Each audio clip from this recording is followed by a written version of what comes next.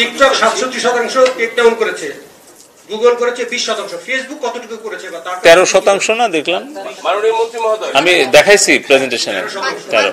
মাননীয় মন্ত্রী মহোদয়, আপনি মাননীয় মন্ত্রী মহোদয়, আপনি আপনার দীর্ঘ ব্যক্তির বক্তব্যে দেশের স্বাধীনতা, সার্বভৌমত্ব, শান্তি, অর্থনৈতিক সমৃদ্ধি নানা বিষয় নিয়ে কথা বলেছেন এবং একটি সমৃদ্ধ বাংলাদেশ গড়ার বিষয়ে ফেসবুক এবং ইউটিউব চ্যানেলগুলো যদি আপনাদের রিকোয়েস্টগুলো না শুনে তাহলে নানা বিশৃঙ্খলা সৃষ্টি হতে পারে।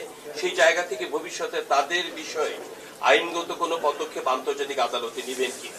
তার বিষয়ে আমি একটু অ্যাড করি। মাননীয় মন্ত্রী, বাংলাদেশে এক একজন ফেসবুক আইডি 10 থেকে 15টা আইডি করে।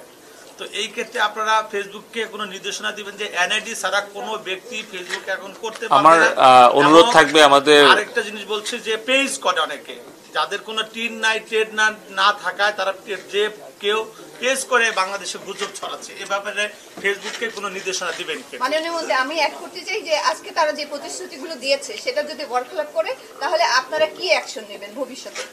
আমরা আপনাদের এই প্রশ্নগুলো যেগুলো আজকে আমরা করিনি সবগুলো আমরা গ্রহণ করলাম, করে আমরা এগুলো গুছিয়ে বিটিআরসি থেকে এর পরবর্তী বৈঠকে আমরা জিজ্ঞেস করব। তারপরে এগুলো জিজ্ঞেস করে যে উত্তর পাবো পরবর্তী সংবাদ সম্মেলনে জানাবো। আমরা আবেদন জানাচ্ছি, হোয়াটসঅ্যাপ আমরা ওপেন করে দিচ্ছি।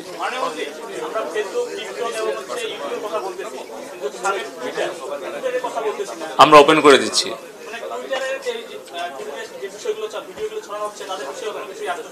আমরা সবগুলোকেই আমরা তাদের কমিউনিটি যে স্ট্যান্ডার্ড এবং গাইডলাইন সেটা মেনে চলার জন্য দিচ্ছি, একই রকম ভাবেই অবস্থান। আমি একটা প্রশ্ন করতে চাই।